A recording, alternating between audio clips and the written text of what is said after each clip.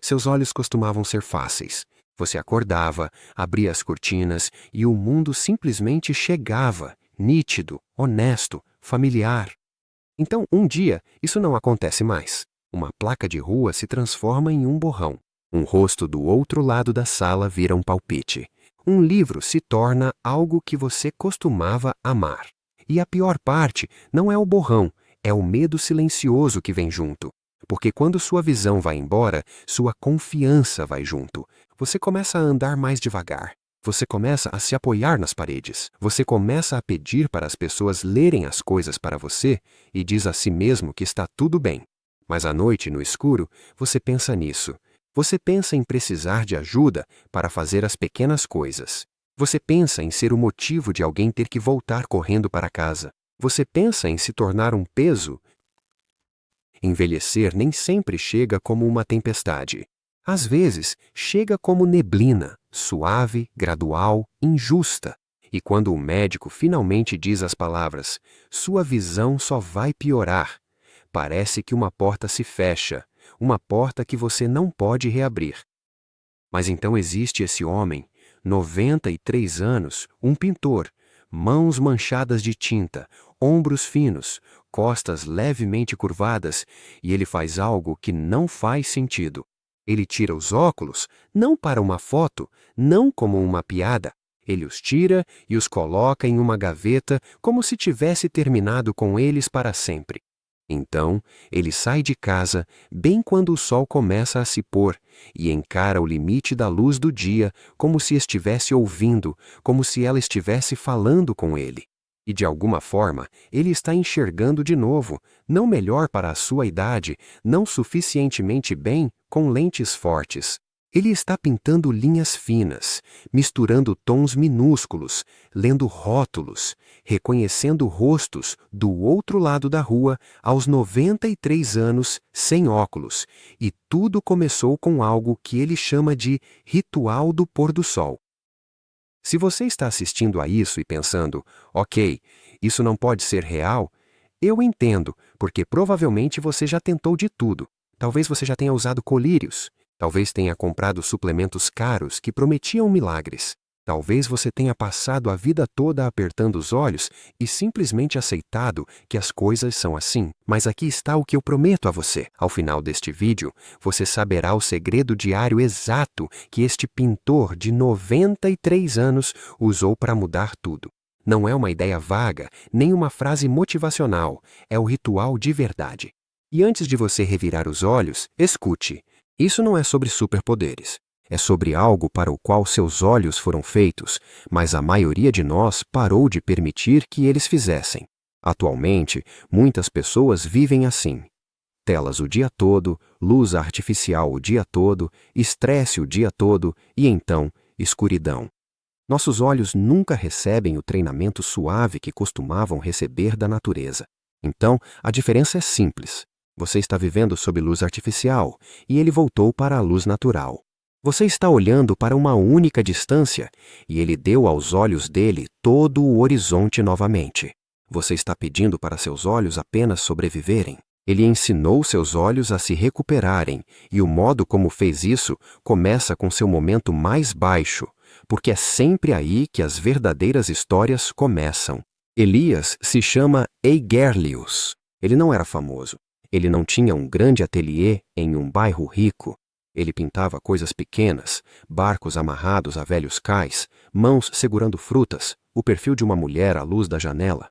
Ele pintava como alguém que amava o mundo, e durante a maior parte da vida ele podia vê-lo. Então vieram os seus 70 anos. No começo era leve. Ele começou a se inclinar mais perto da tela, segurando o pincel no ar por mais tempo, tentando encontrar o contorno de uma linha. Ele achou que não era nada. Depois, vieram as dores de cabeça, a sensibilidade à luz, a sensação de que as tardes claras eram como se alguém estivesse apontando uma lanterna para dentro de seu crânio. Então ele foi ao médico. A sala de espera cheirava a antisséptico e resignação. Eles fizeram os exames. Envelhecimento normal, disseram. Seus olhos estão mudando, sua visão provavelmente vai piorar. Deram a ele óculos mais fortes, Depois, mais fortes ainda, e mais fortes de novo, e toda vez que colocava um novo par, ajudava, mas só por um tempo, porque o embaçado continuava vindo, como uma maré que não se importa com o quão forte você constrói seu castelo de areia. Ele tentou o que lhe disseram: colírios, descansar os olhos, menos esforço, melhor iluminação. Mas a verdade é que você não pode descansar da sua vida. Ele ainda tinha contas, ainda tinha responsabilidades, ainda tinha dias em que precisava ler um rótulo, atravessar uma rua, responder uma mensagem, e a cada ano o mundo se afastava mais. Ele parou de pintar rostos. Rostos são cruéis quando você não consegue ver os detalhes. Então ele pintou formas maiores, pinceladas mais largas, menos risco. Sua arte mudou, não porque ele quis, mas porque seus olhos o forçaram a isso. E então veio o momento sobre o qual ele nunca contou a ninguém. Numa noite ele estava voltando para casa. O sol estava baixo, a calçada dourada, e ele viu... Bem, ele achou que viu alguém que conhecia do outro lado da rua. Uma mulher, pequena, de cabelos grisalhos. Ele acenou. Ela não acenou de volta. Mesmo assim, ele atravessou sorrindo, e quando chegou perto o suficiente para finalmente ver, não era ela. Era uma desconhecida. A desconhecida pareceu assustada, depois constrangida, e rapidamente desviou o olhar, e Elias sentiu algo quente subir em seu peito. Não era raiva, era vergonha. Ele foi para casa de cabeça baixa, não porque acenou para a pessoa errada, mas porque percebeu algo mais profundo. Ele não podia mais confiar em seus próprios olhos. Naquela noite, ele ficou em frente ao espelho, sem os óculos. Ele se inclinou tanto que seu hálito embaçou o vidro e sussurrou quase inaudível: "Estou desaparecendo." Porque quando você não consegue ver o mundo, começa a sentir que o mundo também não consegue ver você. Ele imaginou precisar de ajuda apenas para viver. Ele imaginou cair. Ele imaginou ser alvo de pena e, o pior de tudo, imaginou estar vivo, mas não ser independente. Foi então que ele decidiu que, se seus olhos estavam prestes a falhar, pelo menos iria lutar até o fim, mas ele não fazia ideia de como, até que um acidente aconteceu. Pequeno, daqueles que mudam tudo. Uma semana depois, Elias estava limpando um armário antigo, daqueles onde o tempo se esconde. Trapos de pintura velhos, tubos meio secos, cadernos de desenho que ele não abria há décadas. E atrás dos cadernos, um livro caiu para a frente, fino, empoeirado, de capa mole. Não é médico, não é moderno. Era um livro do pai dele sobre tradições antigas, hábitos antigos, o tipo de coisa que as pessoas faziam antes de os comprimidos terem nomes. Elias nem acreditava nessas coisas, mas abriu mesmo assim, porque quando se está desesperado, a gente para de se importar com a aparência. Havia uma seção sobre visão, não uma promessa de milagre, nem exagero, apenas uma frase estranha que o fez parar para pensar. Os olhos se cansam quando se esquecem do sol. Ele leu novamente. Esquecer o sol? O que isso queria dizer, afinal? Ele continuou lendo. Descrevia algo simples. No início e no fim do dia, ao nascer e ao pôr do sol, a luz é mais suave, mais quente, menos agressiva, e por milhares de anos os olhos humanos absorveram essa luz naturalmente. Mas as pessoas modernas, nós acordamos sob lâmpadas de teto, trabalhamos diante de telas azuis, voltamos para casa sob LEDs. Quase não recebemos nenhum treino de luz natural. O livro descrevia um ritual, alguns minutos, respirando, piscando, luz suave, e a frase que o marcou foi esta: "Não encare o sol. Deixe o sol encontrar seus olhos como um amigo, não como um inimigo." Elias zombou. Uma parte dele pensou: isso é antigo. Mas uma outra parte, quieta, cansada, honesta, pensou: e se meus olhos não estiverem quebrados? E se eles estiverem apenas famintos? Então ele tentou, não com esperança, mas com ceticismo, aquele tipo de ceticismo que você usa para se proteger da decepção. Naquela primeira noite, ele saiu enquanto o sol se punha no horizonte. Ele ficou onde podia ver o céu, mas não o centro ofuscante. Ele se sentiu ridículo, Um homem de 93 anos parado como se estivesse esperando uma mensagem do horizonte. Mas ele fez isso mesmo assim, e então algo aconteceu. Não foi um milagre, nem um raio, foi algo menor, algo mais crível. Seus olhos relaxaram. Pela primeira vez em anos, a tensão atrás deles suavizou, como se seus globos oculares finalmente tivessem parado de se preparar para o impacto. Ele entrou e dormiu profundamente, e no dia seguinte percebeu que o embaçado estava um pouco menos agressivo. Só um pouco. O tipo de mudança que você quase poderia imaginar, mas ele não imaginou. Ele testou isso repetidas vezes, e o que começou como um experimento estranho começou a se tornar um ritual, um compromisso silencioso com a luz morrendo, o ritual do pôr do sol. E é aí que a verdadeira transformação começa. Porque o ritual não era apenas olhar para o sol, era uma rotina, uma sequência, uma forma de ensinar seus olhos a viverem novamente. Antes de entrarmos nos passos, preciso dizer algo claramente. Isso não é um conselho médico. Se você tem alguma doença ocular, dor, perda súbita de visão ou condições como degeneração macular ou glaucoma, procure um oftalmologista. E você nunca deve olhar diretamente para o sol forte. O que Elias fez foi gentil, seguro, lento e consistente. Aqui está o ritual exatamente como ele viveu, como uma história na qual você pode entrar. Ele buscava a suavidade, porque o sol forte do meio-dia é como um grito. O pôr do sol é como falar baixinho. Ciência simples explicada como um ser humano. A luz forte pode cansar os olhos, mas a luz suave e natural oferece aos seus olhos toda a gama de cores e brilhos de um jeito que a luz artificial não consegue. A luz interna é sem profundidade. A luz da natureza tem profundidade e seus olhos foram feitos para a profundidade. Segundo passo, ele não ficava olhando fixamente, ele respirava junto com a luz. É aqui que a maioria das pessoas erra. Elias nunca fixou os olhos no sol. Ele ficava de frente para o pôr do sol, mas mantinha o olhar levemente para o lado, onde o céu era claro, mas confortável. Então ele fez algo estranhamente emocional. Ele respirou devagar e piscou naturalmente, como se estivesse dizendo ao seu sistema nervoso: você não precisa mais entrar em pânico, porque a visão não é só os olhos, a visão também é o cérebro, e o estresse tensiona tudo, seus ombros, sua mandíbula e sim, seus olhos. Quando você suaviza o corpo, você suaviza o olhar.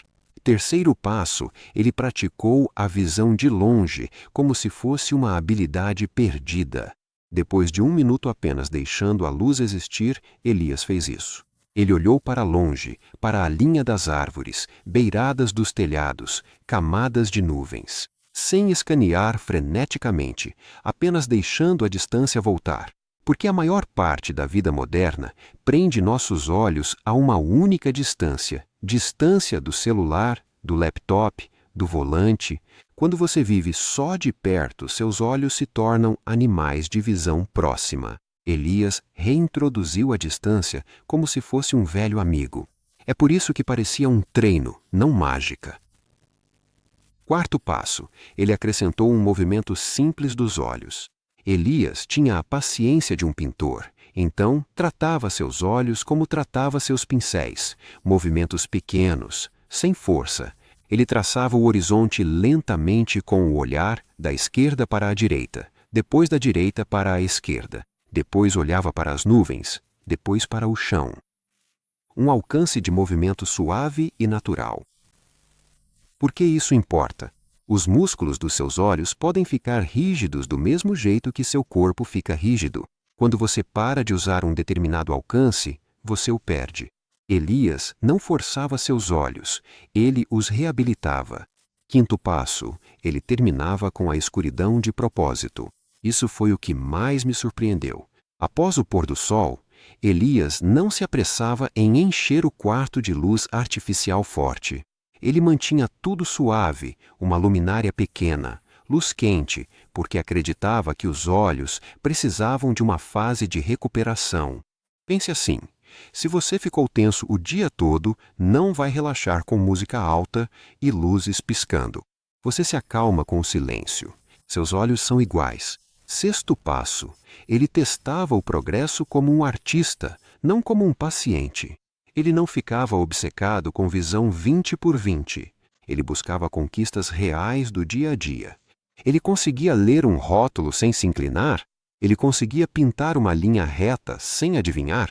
Ele conseguia reconhecer um rosto de mais longe? Ele mantinha um pequeno caderno, não para se pressionar, mas para se lembrar de que o progresso era real, mesmo quando era lento. E depois de semanas, seus óculos começaram a parecer errados, fortes demais, como se estivessem fazendo o trabalho que seus olhos estavam reaprendendo a fazer.